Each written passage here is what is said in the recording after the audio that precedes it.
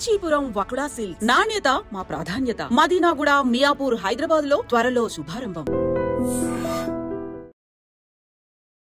Part of game. నేను ఇప్పుడు దాకా ఎప్పుడు ఎవరికి పాయింట్అవుట్ చేసి మీరు మధ్యలో వచ్చిన వాళ్ళు అది ఇది అని చెప్పలేదు. బట్ యా, ఒక్క చోట నేను చెప్పింది ఏంటంటే ఫస్ట్ నుంచి కష్టపడిన వాళ్ళకి ఆపర్చునిటీ నేను ఇవ్వడం ఇష్టపడతా.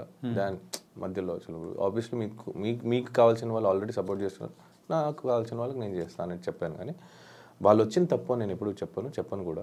It's a process, it's a game show. నేను చెప్పాను కదా, అదొక పార్ట్ లైఫ్ అన్నట్టు తీసుకున్నాను. లైఫ్లో కూడా మధ్యలో చాలామంది వచ్చేసి వెళ్ళిపోతూ ఉంటారు. సో మీ లైఫ్లో కూడా అలా మధ్యలో వచ్చి వెళ్ళిపోయి చాలామంది ఉంటారు. మీ లైఫ్లో ఉంటారు ఆబ్వియస్లీ, ఎవ్రీ వన్స్ లైఫ్లో ఉంటారు. మీ స్కూల్ ఫ్రెండ్స్లో ఎంతమంది మీతో క్లోజ్గా ఉన్నారు? మీ కాలేజ్ ఫ్రెండ్స్ ఎంతమంది ఉన్నారు? మీ ఫస్ట్ క్రష్, ఫస్ట్ లవ్ చాలామంది ఉంటారు. మీ ఒపీనియన్లో లవ్ అంటే ఏంటి?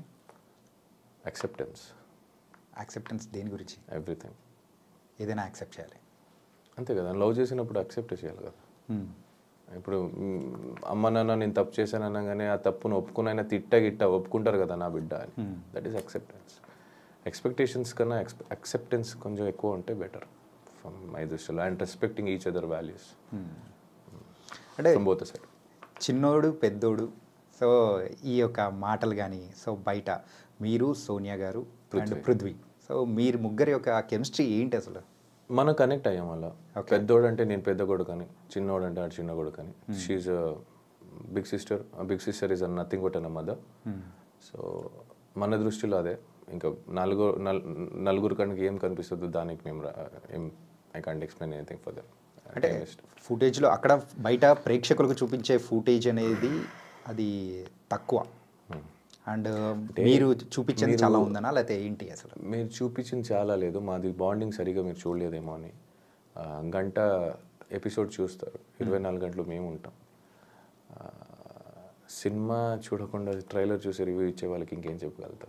అంటే ఇప్పటి వరకు ప్రేక్షకులు కూడా ఆ ట్రైలర్ చూసే కదా మిమ్మల్ని కూడా సో విన్నర్ అనేది చేశారు. అదే ట్రైలర్ చూసి కొంతమంది నన్ను తిట్టుకున్నారు కూడా కదా. సో ఆ తిట్టుకునే వాళ్ళకి చెప్తున్నాను. ఇష్టపడే వాళ్ళు ఎంతైనా ఇష్టపడతారు భయ్య. మా వాడు అంటే నా ఫ్రెండ్స్ ఇప్పుడు కూడా నించున్నారు, నా తప్పున లేకపోయినా. చిన్నప్పటి నుంచి కొన్ని ఫ్రెండ్షిప్స్ నాకు ఇప్పుడు దాకా ఉంది. ఇప్పుడు కూడా నా కోసం ఏదైనా సరే వాళ్ళకి అవ్వకపోయినా నించుంటారు. So that is what I love is. It's not only between a girl and a boy, it happens between a brother, friends, family, sisters, whatever it is. Acceptance అదే అక్కడే ఉంది. అంటే బయటికి వచ్చిన తర్వాత సోనియా గారితో బాండింగ్ ఎలా ఉంది? మాట్లాడతాను, we keep talking. Okay. But ఆ మ్యారేజ్కి వెళ్ళలేదు because I was out of station. అందుకే నేను ఒక ఇంటర్వ్యూలో కూడా చెప్పా, ఏమైనా ఇవ్వాలా అని అడిగారు. ఆ మ్యారేజ్ గిఫ్ట్ ఇవ్వలేదు, ఇవ్వాలి వెళ్ళి అని. సో నేను కొంచెం ఫ్రీ అయినప్పుడు వెళ్ళుకో. అక్కడ అందరు కలిసారు కానీ మీరు మాత్రం లేదు, నేను అవుట్ ఆఫ్ స్టేషన్లో ఉండే. ఓకే.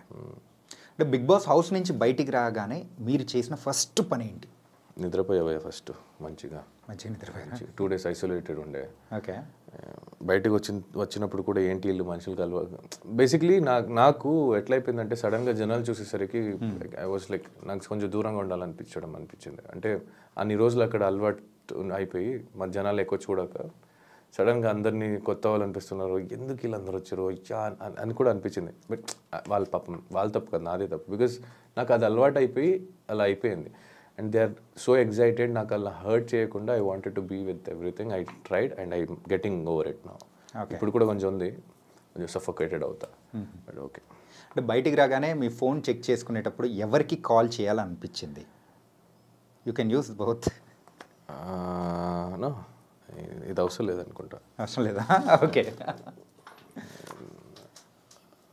ఎవరు చేశాను నేను?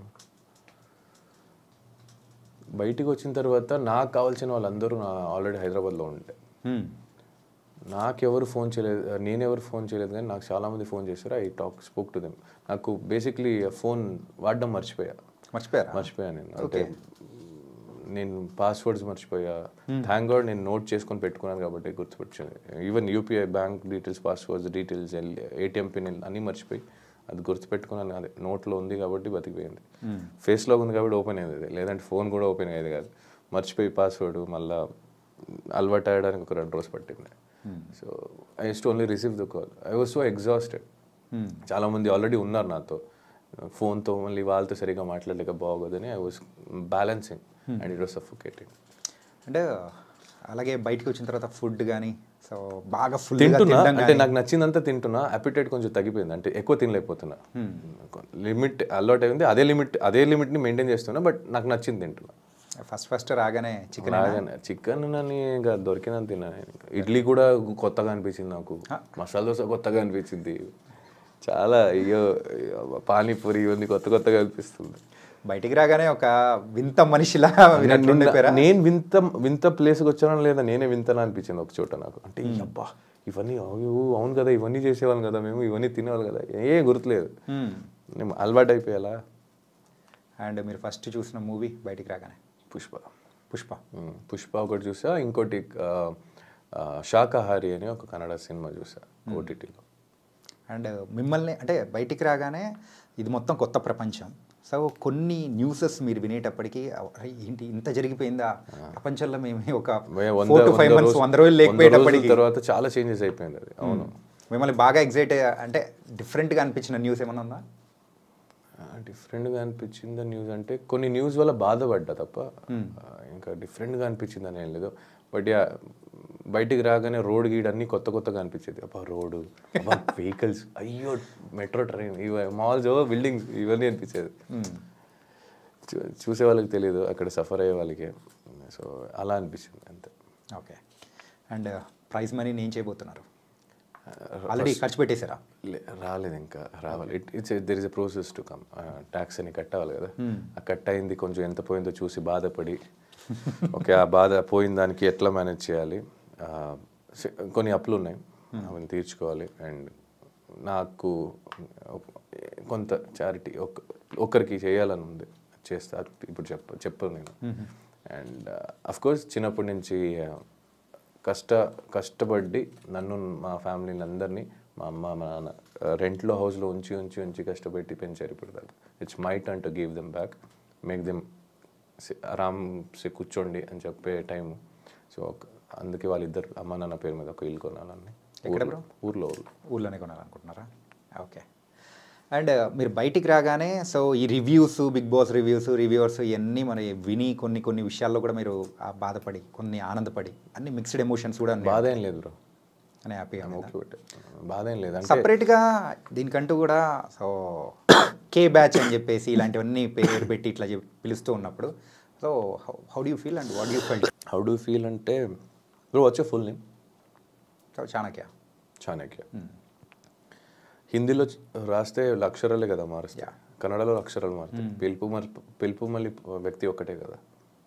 బట్ మనం మాట్లాడే లాంగ్వేజ్ అనేది కూడా మారుతుంది కదా, ఆ లాంగ్వేజ్ ఎమోషన్ సేమే కదా, నువ్వేం చెప్పాలనుకునేది సేమే కదా, నీ మనిషి సేమే కదా, మాటే వేరు, మనిషి సేమే కదా. నీకు ఆకలేసినప్పుడు అన్న తింటావు, నేను ఆకలేసినప్పుడు అన్న తింటా.